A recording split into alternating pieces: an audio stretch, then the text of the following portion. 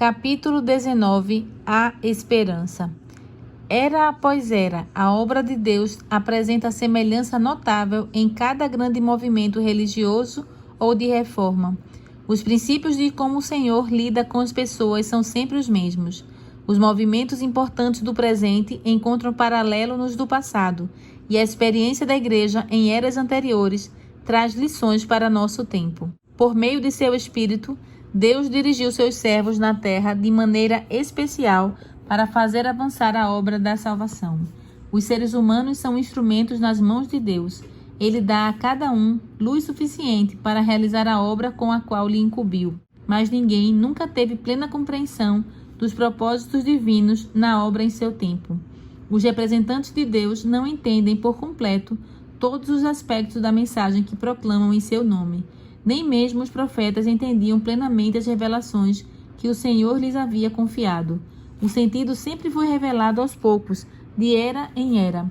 Pedro diz acerca da salvação: foi a respeito dessa salvação que os profetas que falaram da graça destinada a vocês investigaram e examinaram, procurando saber o tempo e as circunstâncias para as quais apontava o Espírito de Cristo que neles estava, quando lhes predisse os sofrimentos de Cristo e as glórias que se seguiriam a aqueles sofrimentos.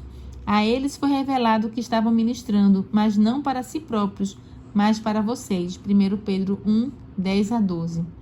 Que lição para o povo de Deus da era cristã! Aqueles homens santos de Deus investigaram e examinaram as revelações que Deus concedeu para gerações que ainda não haviam nascido. Que repreensão para a indiferença amante do mundo que se contenta em declarar que ninguém é capaz de compreender as profecias. Às vezes, a mente dos servos de Deus fica tão cega pelas tradições e pelos falsos ensinos que eles só conseguem entender parcialmente as coisas reveladas em sua palavra. Mesmo quando o Salvador estava com os discípulos, estes acreditavam no conceito popular de que o Messias seria um príncipe terreno que exaltaria Israel e o transformaria em um império universal. Não conseguiriam compreender as palavras de Cristo que prediziam seu sofrimento e sua morte. Chegou o momento.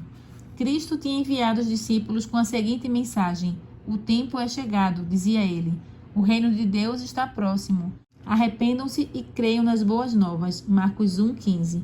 Essa mensagem estava baseada na profecia de Daniel 9. As 69 semanas se estendiam até o ungido, o líder, e os discípulos aguardavam com expectativa a fundação do reino do Messias em Jerusalém para governar sobre o mundo inteiro. Eles pregavam a mensagem que Jesus lhes havia concedido, embora não compreendessem seu significado. Embora a proclamação deles estivesse baseada em Daniel 9,25, não viu no versículo seguinte que o ungido seria morto.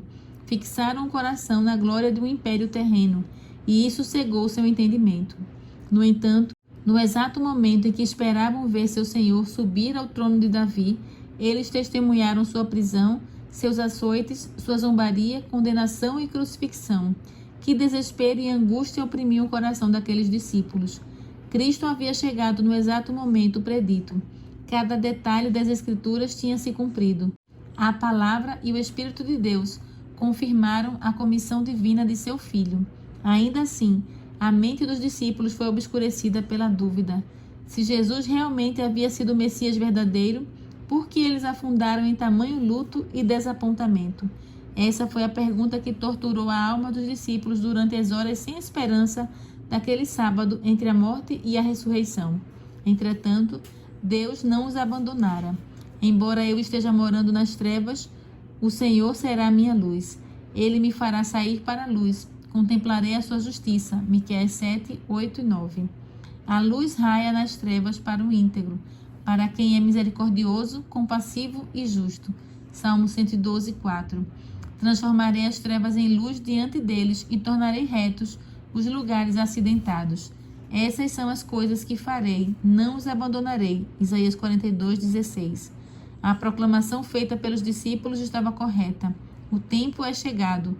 O reino de Deus está próximo. Marcos 1, 15. Quando o tempo terminou, as 69 semanas que se estenderiam até o Messias, o ungido, Cristo havia recebido a unção do Espírito após ser batizado por João.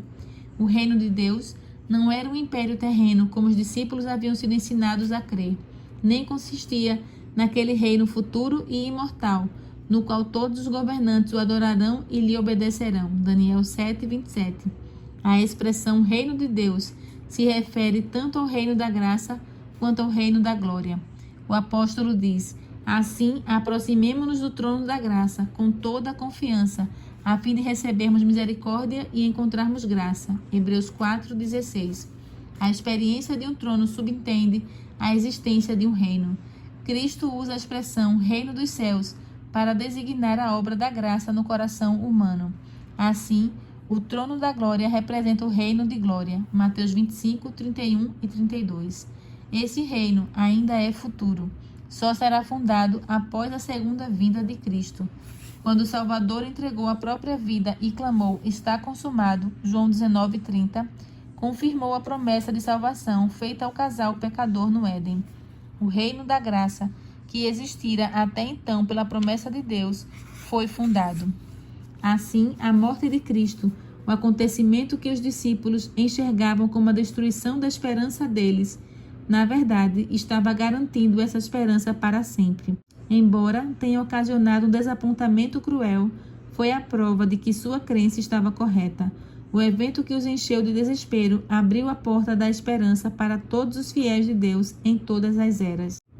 Misturado ao ouro puro do amor dos discípulos por Jesus, se encontrava um metal barato de ambições egoístas. A atenção deles estava fixada no trono, na coroa e na glória. O orgulho em seu coração e a sede por glória mundana impediram que entendessem as palavras do Salvador, que lhes revelava a natureza verdadeira de seu reino e apontava para a sua morte. Esses erros resultaram na provação que Deus permitiu para corrigi-los. O Senhor confiaria aos discípulos o evangelho glorioso de seu Cristo ressurreto. A fim de prepará-los para essa obra, permitiu essa experiência que pareceu tão amarga. Após a ressurreição, Jesus apareceu aos discípulos no caminho de Emaús e explicou-lhes o que constava a respeito dele em todas as Escrituras. Lucas 24:27. Queria alicerçar a fé deles na palavra profética confirmada, segundo Pedro 1:19, não só por meio do seu testemunho pessoal, mas também pelas profecias do Antigo Testamento. E, como primeiro passo para lhes dar esse conhecimento, Jesus direcionou a atenção dos discípulos para Moisés e todos os profetas do Antigo Testamento. Do desespero à certeza. De uma maneira mais completa do que nunca, os discípulos acharam aquele sobre quem Moisés escreveu na lei e a respeito de quem os profetas também escreveram. João 1:45. Certeza e fé límpida substituíram a incerteza e o desespero. Passaram pela provação mais profunda possível para eles e viram como a palavra de Deus havia se cumprido de maneira triunfante. Depois disso, o que poderia abalar sua fé? Em mais uma profunda tristeza, foram firmemente encorajados e encontraram uma esperança que era como âncora da alma, firme e segura. Hebreus 6:18 e 19. O Senhor diz: o meu povo jamais será envergonhado. Joel 2:26. O choro pode persistir uma noite, mas de manhã irrompe a alegria. Salmo 35. No dia da ressurreição, esses discípulos encontraram o Salvador, e o coração deles ardeu enquanto ouviam suas palavras. Antes de sua ascensão, Jesus os instruiu: vão pelo mundo todo e preguem o evangelho a todas as pessoas. Marcos 16:15. Acrescentando: e eu estarei sempre com vocês. Mateus 28:20. No dia do Pentecostes, o Consolador prometido veio, e o coração dos fiéis vibrou com a presença vívida do Senhor que havia ascendido ao céu. O desapontamento. A experiência dos discípulos na primeira vinda de Cristo encontra uma contraparte na experiência daqueles que anunciaram sua segunda vinda. Assim como os discípulos pregaram: o tempo é chegado, o reino de Deus está próximo, Miller e seus companheiros proclamaram que o último período profético da Bíblia estava prestes a terminar, que o juízo logo aconteceria e que o reino eterno seria fundado depressa. A pregação dos discípulos acerca do tempo era baseada nas 70 semanas de Daniel 9. A mensagem que Miller e seus companheiros proclamavam anunciava o fim das 2.300 tardes e manhãs de Daniel 8:14. das quais as 70 semanas faziam parte. A pregação de ambas era baseada em uma parte diferente do mesmo período profético. Assim como os primeiros discípulos, Guilherme Miller e seus companheiros não entendiam totalmente a mensagem que transmitiam. Erros profundamente enraizados na igreja impediram que interpretassem de forma correta um aspecto importante da profecia. Por isso, embora anunciassem a mensagem que Deus lhes havia confiado, por não compreenderem todo o seu significado, sofreram um desapontamento.